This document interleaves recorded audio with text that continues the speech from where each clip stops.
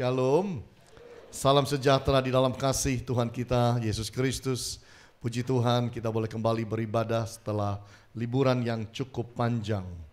Saya menerima sebuah video singkat kemarin mengenai tim sepak bola Kroasia. Saya rasa beberapa saudara juga pernah lihat. Cukup menyentuh hati saya karena dalam video ini seluruh tim itu ada di dalam ruangan kamar hotel dan begitu banyak mereka. Ada yang duduk di karpet, ada yang duduk di tempat tidur, ada yang berdiri, ada yang di mana-mana. Satu kamar yang sempit penuh dengan pemain sepak bola Kroasia. Dan saya melihat ada dua Alkitab terbuka di tempat tidur. Yang mana tempat tidurnya juga acak-acakan sedikit. Tapi mereka sedang nyanyi, mereka sedang nyembah, mereka sedang mengangkat tangan, mereka tepuk tangan, mereka cari Tuhan sungguh-sungguh. Ini menyentuh buat saya, karena jarang ada video kayak begini ya. Siapa lagi yang video? Pasti ya mereka-mereka sendiri, orang-orang mereka sendiri yang video dan viral sampai kemana-mana. Bahkan sampai ke Indonesia tentunya. Sempat saya lihat, saya bilang very good. Dan mereka bertanding dengan Argentina kalau tidak salah, dan mereka menang 3-0. Dan saya melihat memang dalam hal ini sejuk sekali. Kalau melihat bahwa pemain-pemain sepak bola ternyata juga masih cari Tuhan, mencintai Tuhan. Amin. Saudara nggak boleh kalah itu. Kita nggak boleh kalah dengan mereka. Kita harus tetap mencari Tuhan dalam hidup. Dunia boleh tambah modern. Hidup saudara boleh semakin diberkati. Hidup tambah baik, tambah maju, mengucap syukur. Tapi tetap harus jadi orang yang mencari Tuhan, mengutamakan Tuhan. Nah, salah satu bagian dari hidup kita sebagai orang Kristen adalah kita tetap menjadi orang yang mau hidup taat pada Tuhan. Taat itu adalah bagian yang sangat-sangat penting. Kadang-kadang orang bilang, ngapain sih Pak taat? Saya nggak mau jadi Kristen. Maksud saya nggak mau jadi Kristen yang fanatik. Kristen fanatik itu ini nggak boleh, itu nggak boleh, ini nggak boleh, itu nggak boleh. Saya mau yang bebas aja Pak. Saya nggak mau terlalu aneh-aneh begitu Pak.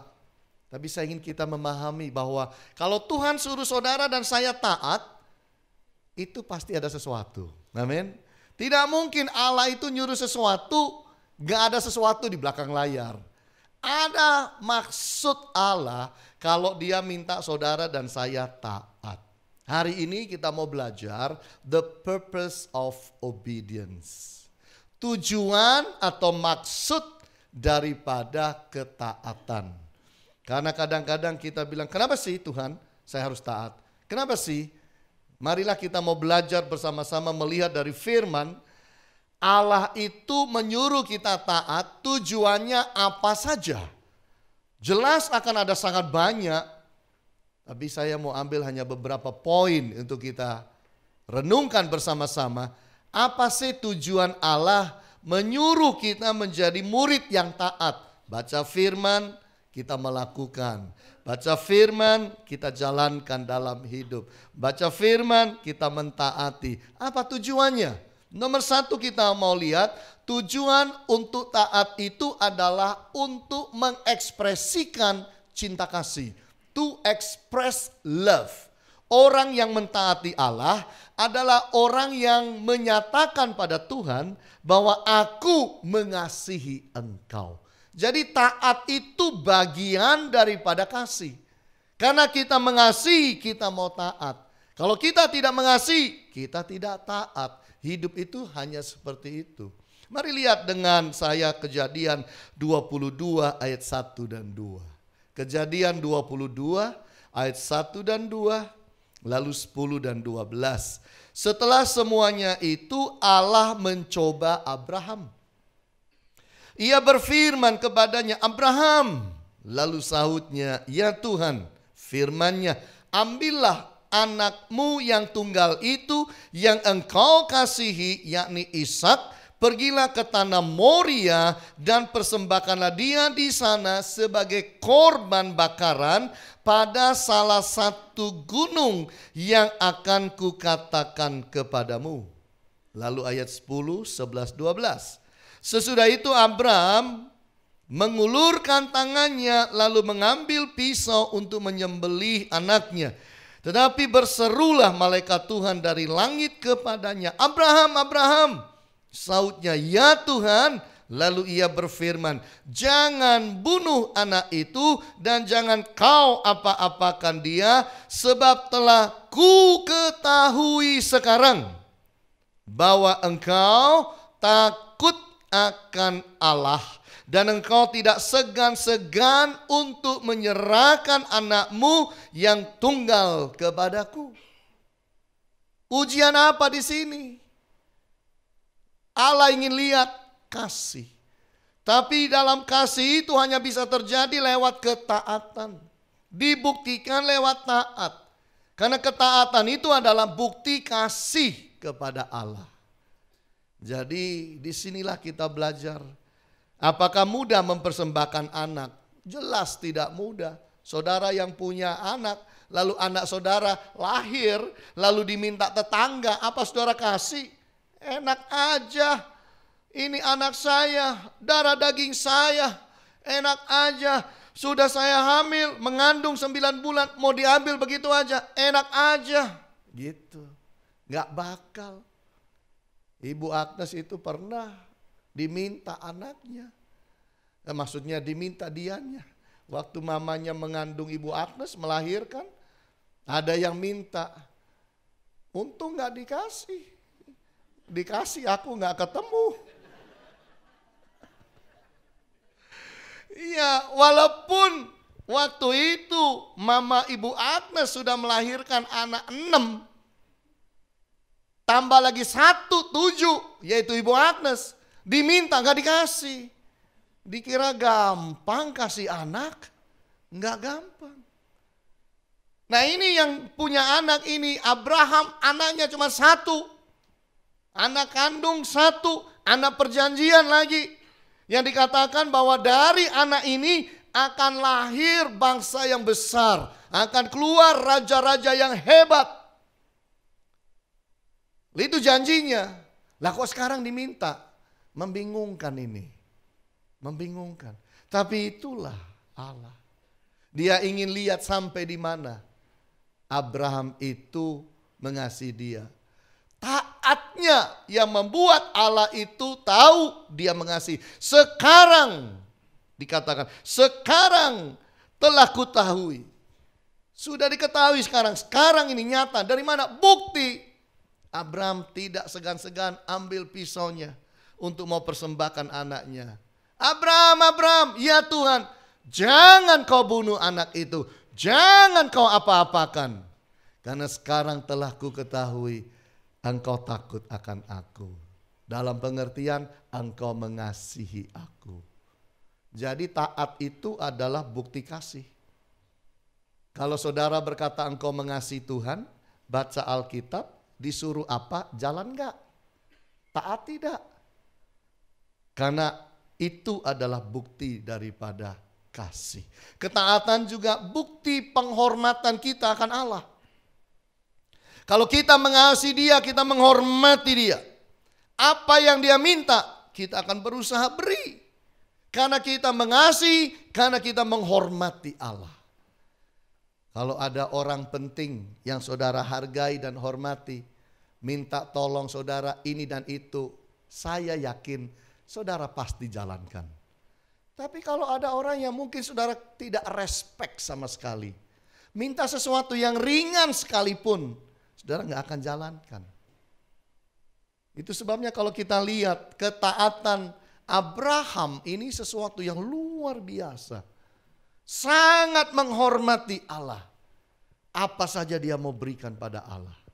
Ketaatan adalah juga bukti total penyerahan kepada Allah. Ini anak perjanjian nih. Kalau dia mati, bubar semua itu. Masa depan, janji. Mengenai bangsa besar, raja-raja yang hebat akan keluar, hilang semua.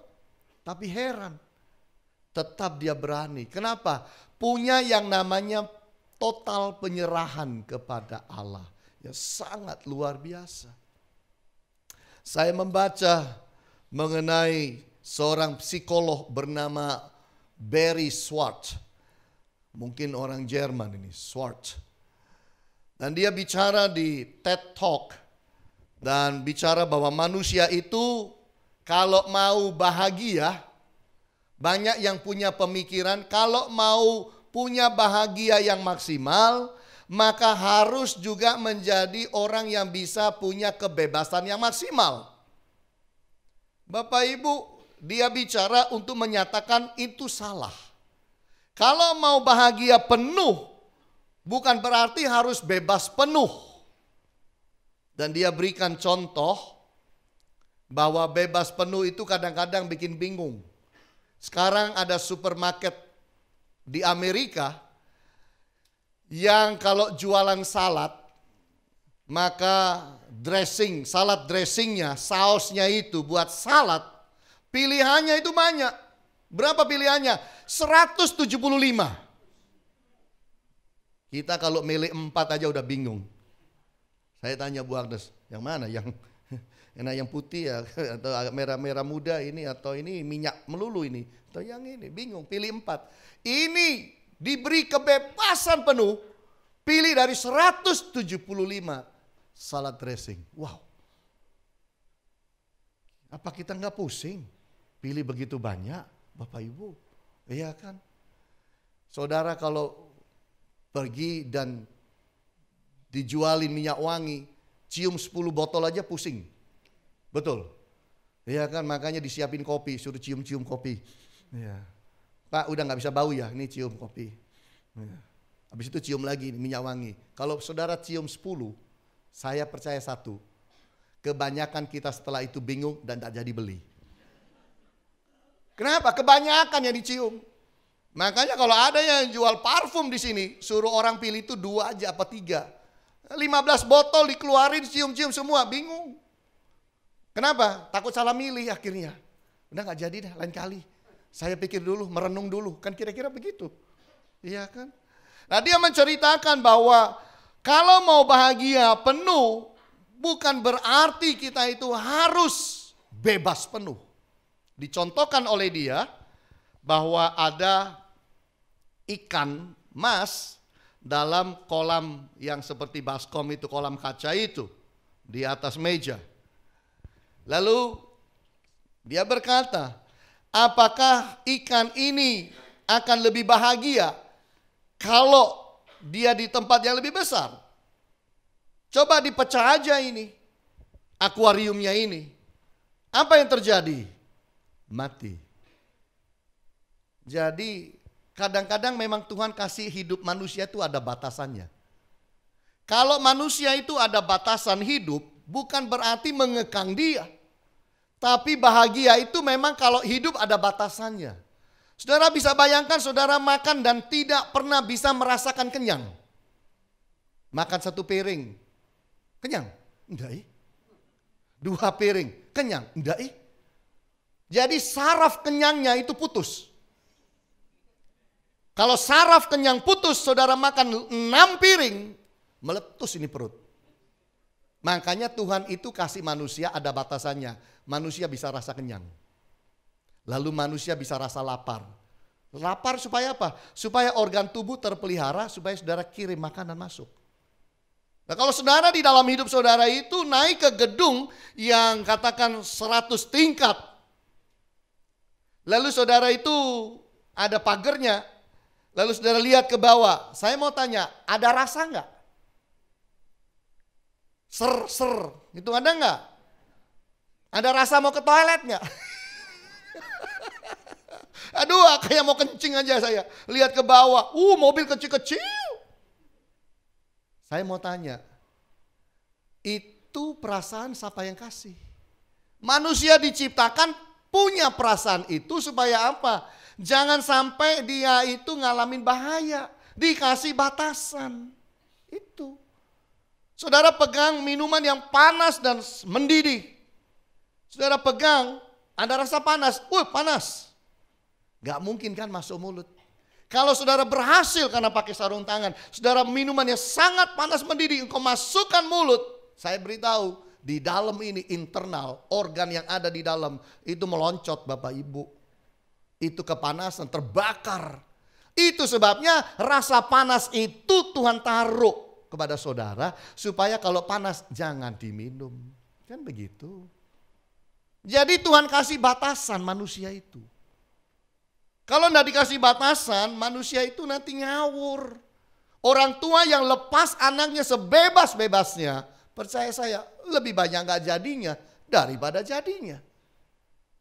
Itu sebabnya bahagia itu bukan bebas sebebas-bebasnya. Dikasih batasan. Makanya dalam batasan itu Tuhan bilang engkau harus taat.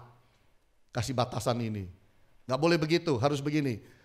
Pohon yang ada di tengah itu buahnya jangan kau ambil, jangan kau makan. Nah ini batasan. Tidak sebebas-bebasnya. Dari dahulu manusia udah dibiasakan ada batasan. Tapi selalu dilanggar. Makanya kita harus belajar bagaimana hidup itu belajar taat. Karena taat itu baik. Baik untuk manusia. Betul Bapak Ibu? Ini. Manusia itu tidak seperti ikan. Kalau masuk ke dalam air gak bisa sembarangan. Harus ada oksigen. Kasih batas. Coba manusia itu gak kerasa begitu. Masuk gak bisa napas kan dia keluar. Kan begitu. Tapi kalau enggak, masuk terus, mati. Jadi batasan itu penting. Ketaatan itu menolong kita memahami batasan-batasan yang harus kita lakukan atau batasan yang tidak boleh kita lakukan dalam hidup. Itu penting. Makanya baca Alkitab kalau Tuhan suruh taat, taat. Taat yang pertama kita belajar adalah taat itu ada hubungan sama cinta kasih kepada Tuhan. Sekarang kita lihat bagian yang kedua. Kenapa atau apa tujuan kita taat pada Tuhan? Selain sebagai ekspresi kasih, ketaatan itu tujuannya adalah untuk mengalami mujizat. To experience miracle. Kita taat itu karena di belakang layar nanti Tuhan mau kasih mujizat. Jadi kadang-kadang Tuhan suruh saudara taat itu bukan mengekang, bukan memenjarakan, bukan menekan saudara, tapi supaya saudara justru taat supaya mengalami mujizat. Dan kalau saudara periksa di dalam Alkitab, rata-rata, kalau saudara periksa, semua yang mengalami mujizat rata-rata itu ada bagian daripada ketaatan. Kalau taat, ngalamin. Gak taat, gak ngalamin. Nah kita lihat di dalam Keluaran 14. Ayat 15 dan 16. Berfirmanlah Tuhan kepada Musa. Mengapa engkau berseru-seru demikian kepadaku? Katakanlah kepada orang Israel supaya mereka berangkat. Dan engkau angkatlah tongkatmu dan ulurkan tanganmu ke atas laut. Belahlah airnya sehingga orang Israel akan berjalan dari tengah-tengah laut di tempat kering. Lalu Keluaran 14 ayat 21. Lalu Musa mengulurkan tangannya ke atas laut dan semalam-malaman itu Tuhan menguakkan air laut dengan perantaran angin timur yang keras, membuat laut itu menjadi tanah kering, maka terbelahlah air itu. Coba pikir, apakah Musa pernah membelah air sebelumnya? Apakah dia punya pengalaman itu? Tidak punya.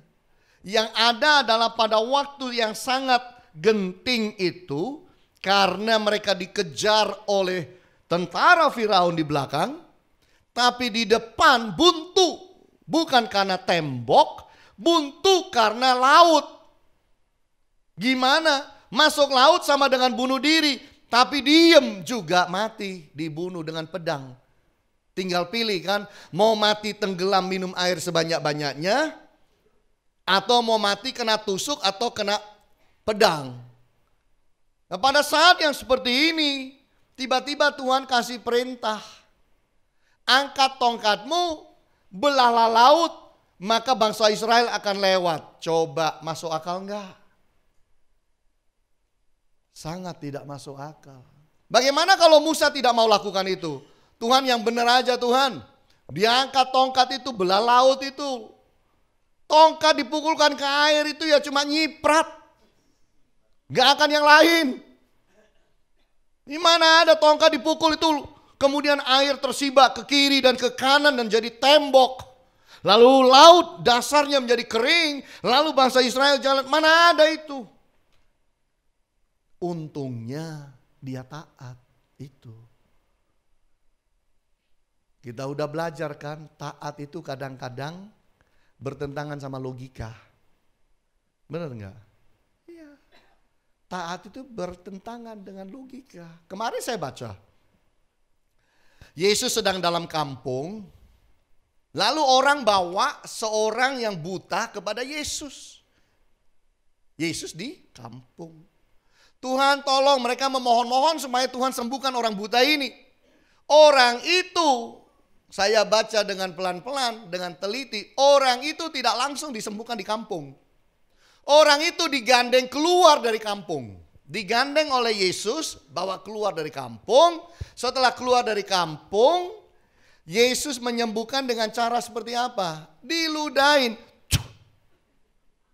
Saya tanya, kalau saudara minta saya doain tak ludahin gimana? Oh, tak tunggu di parkiran ya Pak Hani.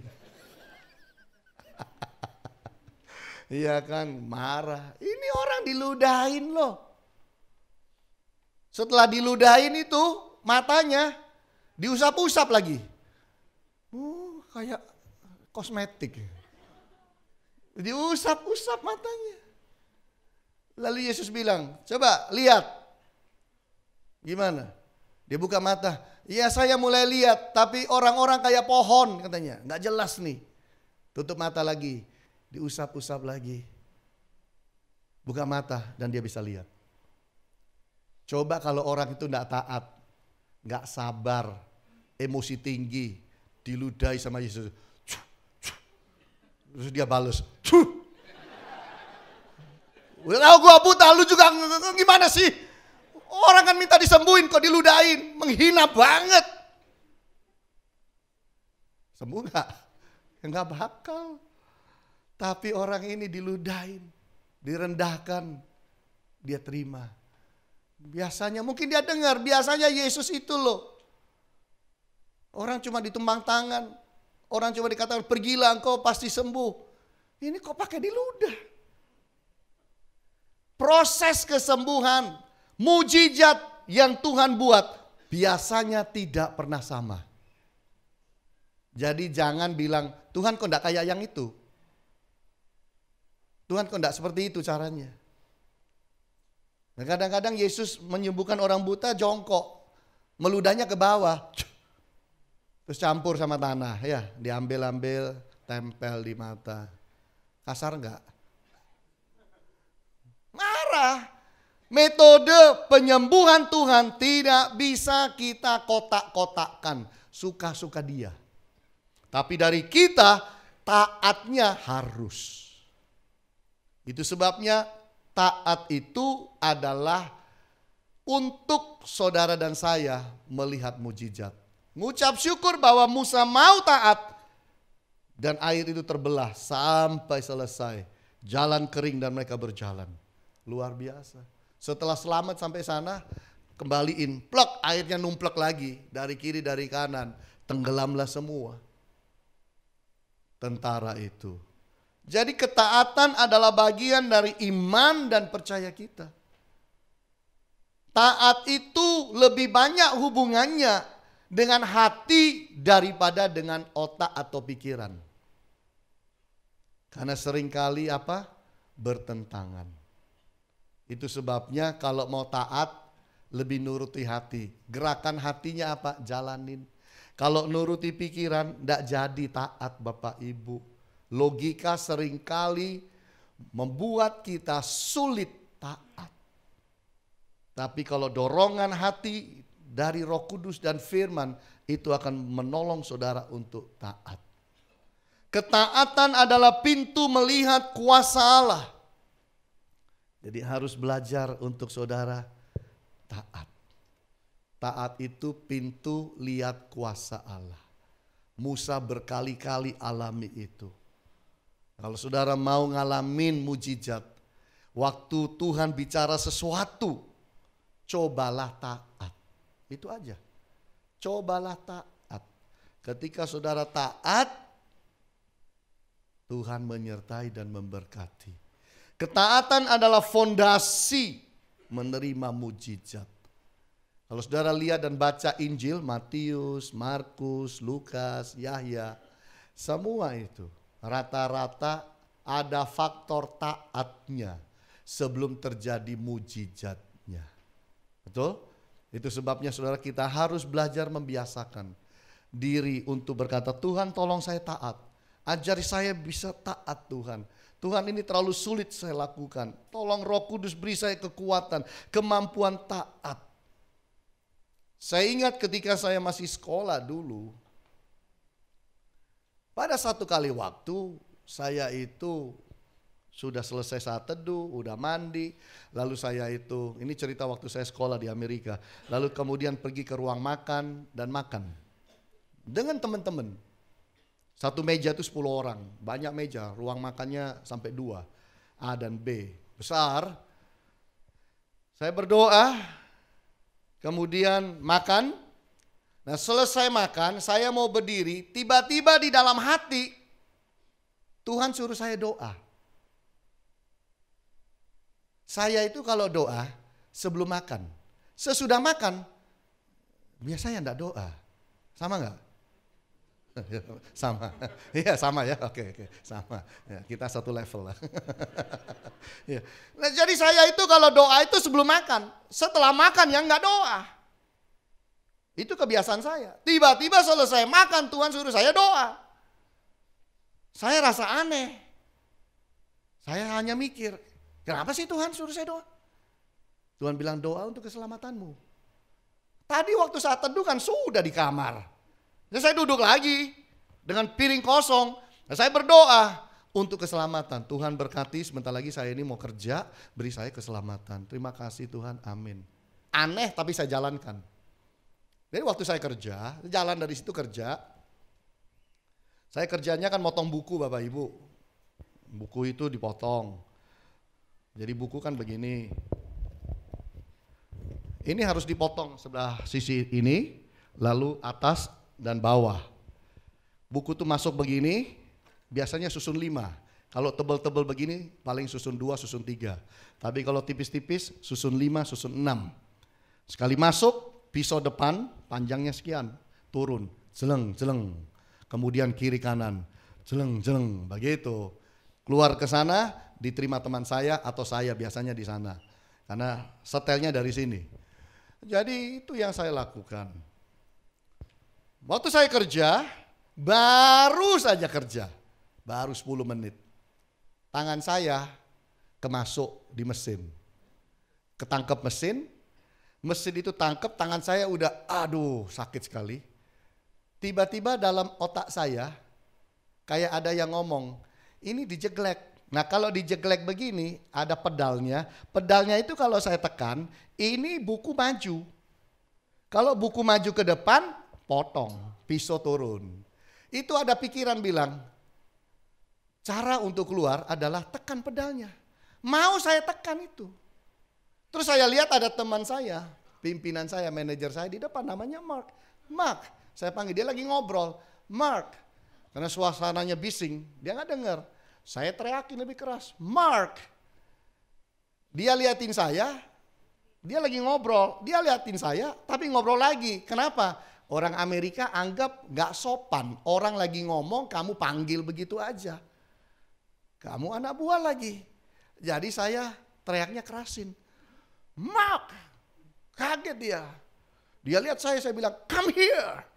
Datang dia, muterin mesin saya di sini.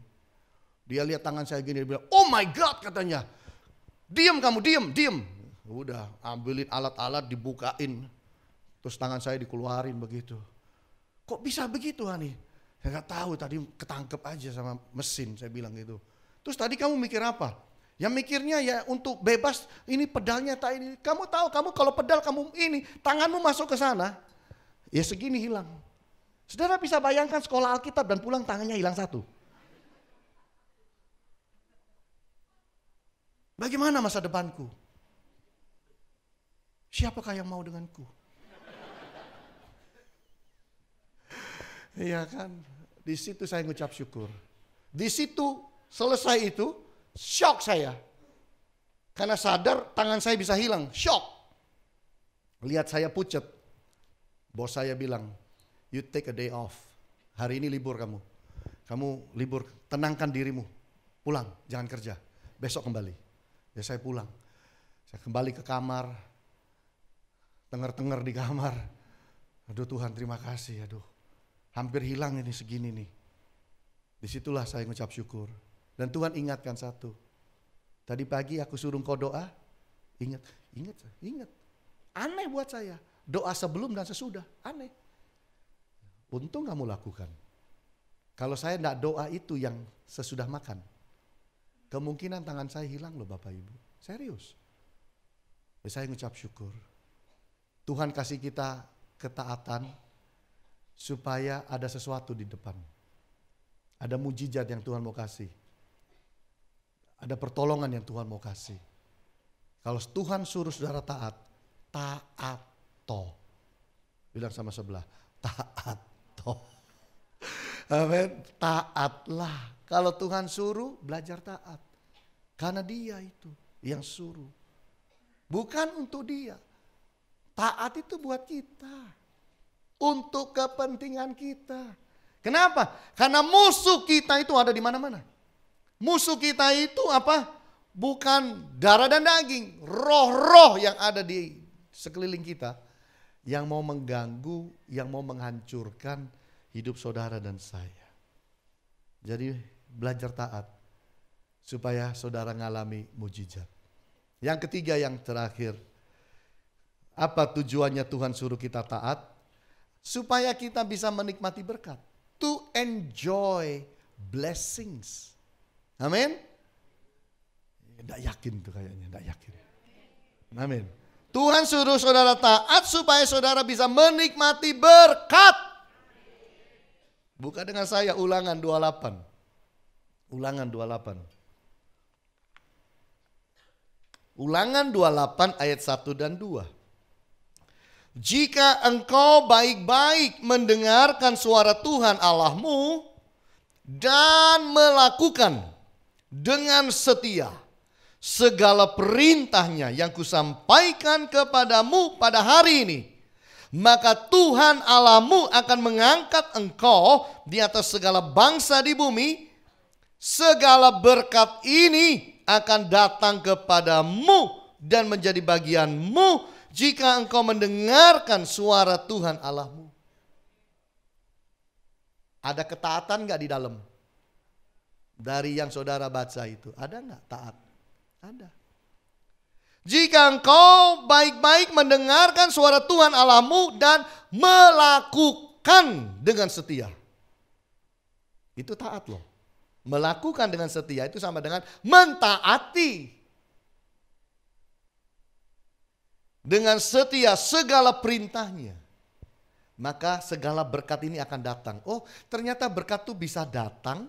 Kalau berkat bisa datang, berkat bisa pergi. Saudara mau berkat datang atau pergi? Iya. Kalau berkat yang pergi dari saudara, biarlah mampir padaku. Kita mau berkat itu datang, bukan pergi. Seperti di dalam Mazmur 133 kan sama. Kalau hidup rukun bersama, kesanalah Tuhan memerintahkan berkat. Kesana. Oh berkat bisa diperintah. Diperintah masuk, tapi berkat juga bisa diperintah keluar. Itu. Nah, saudara mau diperintah masuk atau keluar berkatnya? Masuk. Berarti hiduplah taat. Nah, berkatnya apa aja? Itu dari ayat 2 turun terus sampai ayat 14. Ayat 15-nya bilang apa? Kalau tidak melakukan, segala kutuk ini akan terjadi. Jadi Tuhan itu mainannya gampang. Taat apa enggak? Gitu aja. Kalau taat, ini bagianmu. Kalau enggak taat, ini bagianmu. Gitu. Betapa kita harus hidup dan belajar mentaati. Ketaatan itu adalah sebuah pilihan, Bapak Ibu. Pilihan. Makanya manusia diberikan kemampuan memilih. Karena Tuhan tidak buat kita jadi robot. Robot itu nggak bisa milih karena diprogram. Tapi manusia itu dikasih pilihan untuk memilih. Supaya saudara bisa memilih untuk taat. Atau saudara pilih untuk tidak taat. Ketaatan adalah ekspresi kedewasaan rohani. Semakin kita rohani, Tuhan semakin mau kita taat.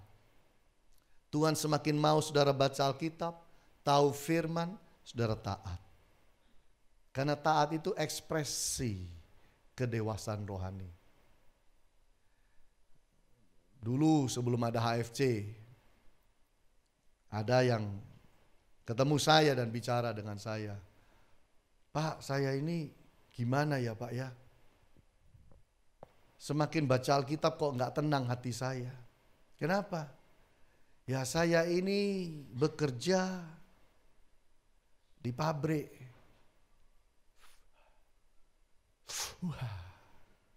Pabrik apa itu? Rokok Pak. Jadi gimana? Saya ini harus keluar dari pabrik cari kerjaan lain atau saya itu tetap di dalam pabrik Pak? Loh saya ditanya begini.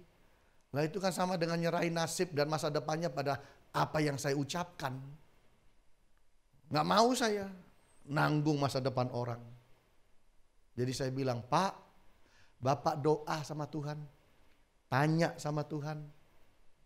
Nanti Bapak maunya apa? Tuhan maunya yang seperti apa? Jangan saya dong memutuskan tuh masa depan saudara. Janganlah Pak. Baiklah Pak Hani. Jadi dia doa. Setelah saya sadar beberapa waktu kemudian, orang ini udah ganti kerjaan Bapak Ibu. Nggak lagi yang itu, udah ganti kerjaan. Nggak lagi di pabrik rokok dan dia punya kerjaan lain dan dia lebih happy di sana. Saya bilang puji Tuhan. Dia melakukan itu bukan karena saya, tapi karena kedewasaan rohaninya. Ini yang paling penting. Taat, saudara taat hanya karena nuruti orang, keliru. Taat karena memang saudara dewasa rohani, saudara mengerti, saudara rela dan saudara mau melakukan. Itu yang benar. Ketaatan adalah pintu menikmati berkat. Mau itu di dalam perjanjian lama, mau itu dalam perjanjian baru sama. Bahkan Yesus dikatakan, Yesus sendiri memberi contoh dia taat sampai mati di kayu salib. Taat. Apakah Yesus harus dibaptis? Kalau menurut saudara. Apakah Yesus harus dibaptis?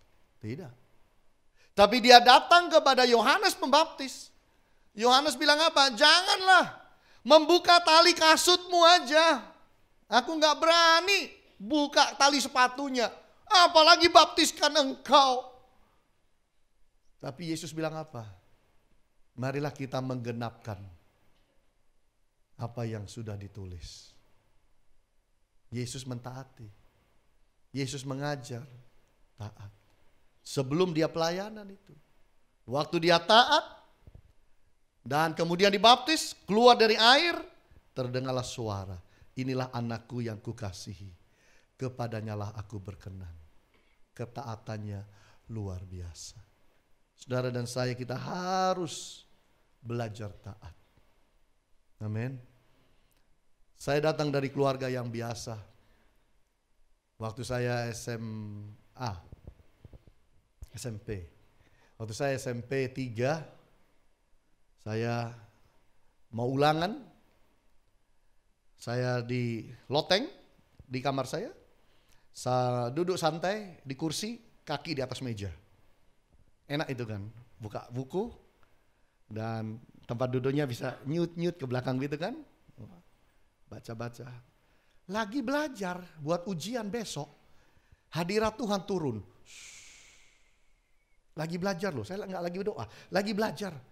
Saya rasa hadirat Tuhan turun, kaki tak turunkan. Buku tak tutup.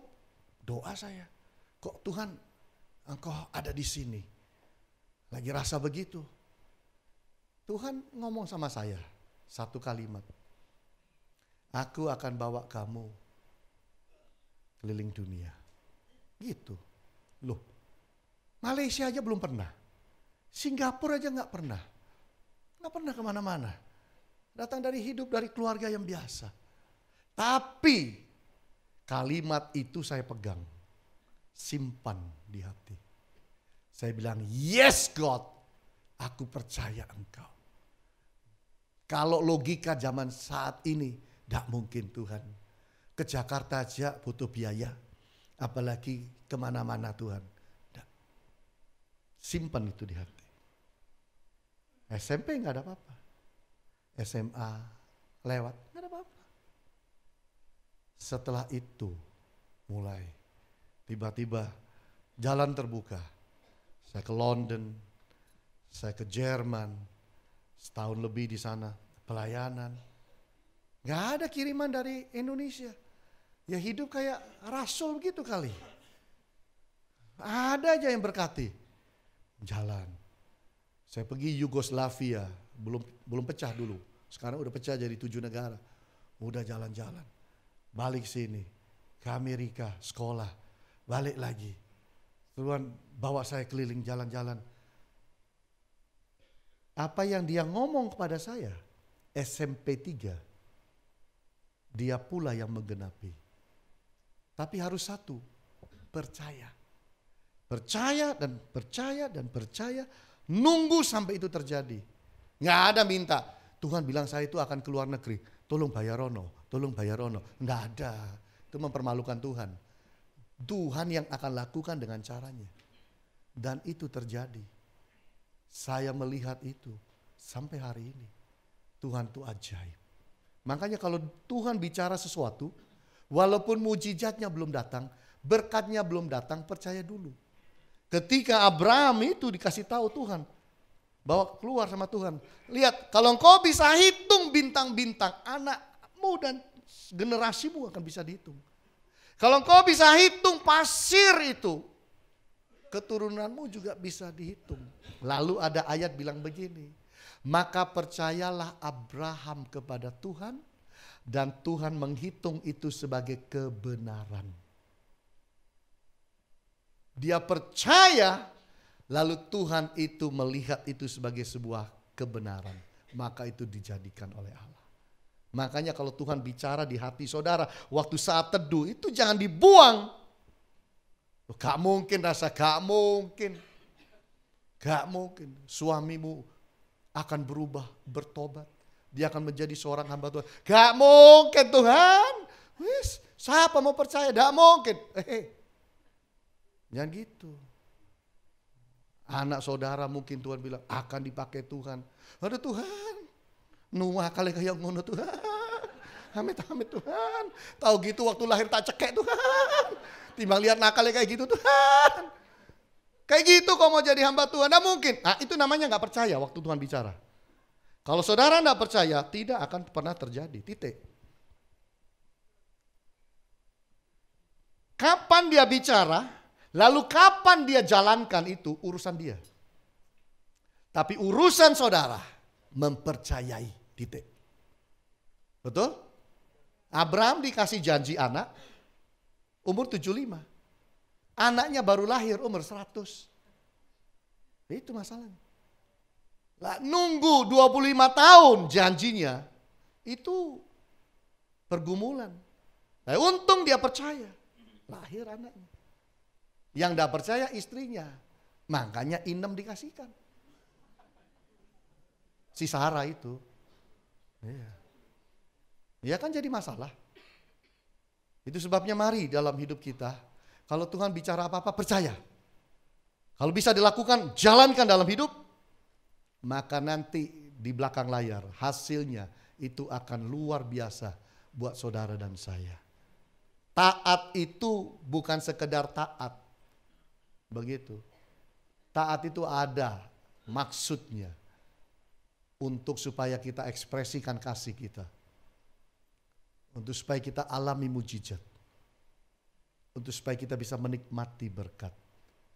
Tuhan tidak suruh saudara taat untuk memenjarakan saudara, untuk membuat saudara itu menjadi terkekang hidup. No. Selalu positif, selalu baik, selalu mulia untuk kita.